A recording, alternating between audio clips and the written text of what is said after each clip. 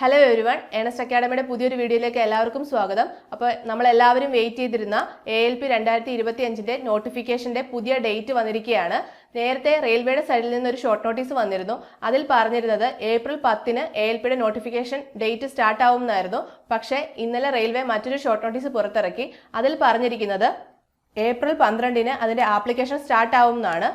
നേരത്തെ വന്നിരുന്ന ഷോർട്ട് നോട്ടീസിൽ 9,900 വേക്കൻസികളായിരുന്നു റിപ്പോർട്ട് ചെയ്തിരുന്നത്. പക്ഷേ ഇന്നലെ വന്ന ഷോർട്ട് നോട്ടീസിൽ 9,970 വേക്കൻസികളാണ് റിപ്പോർട്ട് ചെയ്തിരിക്കുന്നത്. അപ്പോൾ നമുക്ക് ഇതിലും വേക്കൻസി ഇൻക്രിമെന്റ് ഉണ്ടാവുമെന്ന് തന്നെ പ്രതീക്ഷിക്കാം. കാരണം 2024 ALPയുടെ നോട്ടിഫിക്കേഷൻ വരുമ്പോൾ 5,000+ ആയിരുന്നു നോട്ടിഫിക്കേഷനിലെ വേക്കൻസി. പക്ഷേ പിന്നീട് അത് 18,000+ ആയിട്ട് ഇൻക്രിമെന്റ് ചെയ്തു.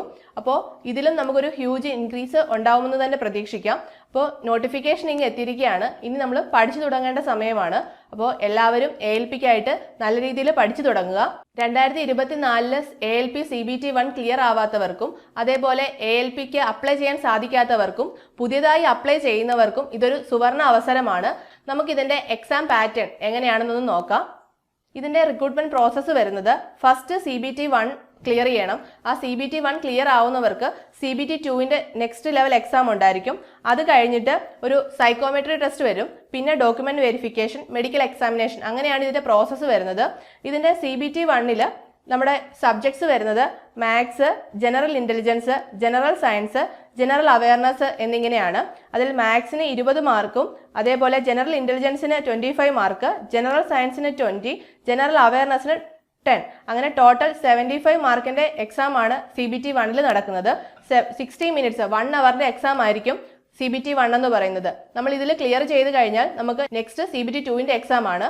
അപ്പം എല്ലാവരും CBT 1 എക്സാമിനായിട്ട് ഇപ്പോൾ തന്നെ പഠിച്ചു തുടങ്ങണം. CBT 1 പഠിച്ചു തുടങ്ങുന്നതിൻ്റെ കൂടെ തന്നെ നമ്മുടെ CBT 2ന്റെ സിലബസ് വരുമ്പോൾ അതിന് പാർട്ട് എയും പാർട്ട് ബിയും ഉണ്ട്.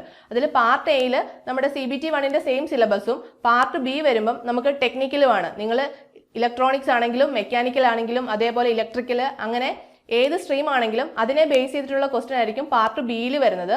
അപ്പോൾ നമ്മൾ CBT 1 പഠിച്ചു തുടങ്ങുന്നതിൻ്റെ കൂടെ തന്നെ CBT 2ന് വേണ്ടിയിട്ടും നമ്മൾ തയ്യാറെടുക്കണം. നമ്മുടെ ഏണസ്റ്റ് അക്കാഡമിയിൽ ALPക്കായിട്ട് CBT 1നും CBT 2 പാർട്ട് എ പാർട്ട് ബിക്കും ക്ലാസ്സസ് അവൈലബിൾ ആണ്. പാർട്ട് ബി കംപ്ലീറ്റ് സിലബസ് നമ്മൾ കവർ ചെയ്യുന്നുണ്ട്. നിങ്ങൾക്ക് പാർട്ട് ബിക്കായിട്ട് മറ്റെവിടെയും പോകേണ്ടി വരില്ല. അതുകൊണ്ട് തന്നെ നിങ്ങൾ ഇപ്പോൾ തന്നെ ജോയിൻ ചെയ്യുക. നമ്മൾ ALPക്കായിട്ട് ഒരു ഫോക്കസ് ബാച്ചാണ് റെഡിയാക്കിയിരിക്കുന്നത്. അതിൽ നിങ്ങൾക്ക് ഒരു പേഴ്സണൽ മെന്റർ ഉണ്ടായിരിക്കും, വാട്സാപ്പ് കമ്മ്യൂണിറ്റി ഉണ്ട്, അതേപോലെ PYQ ഡിസ്കഷൻസ് ഉണ്ട്.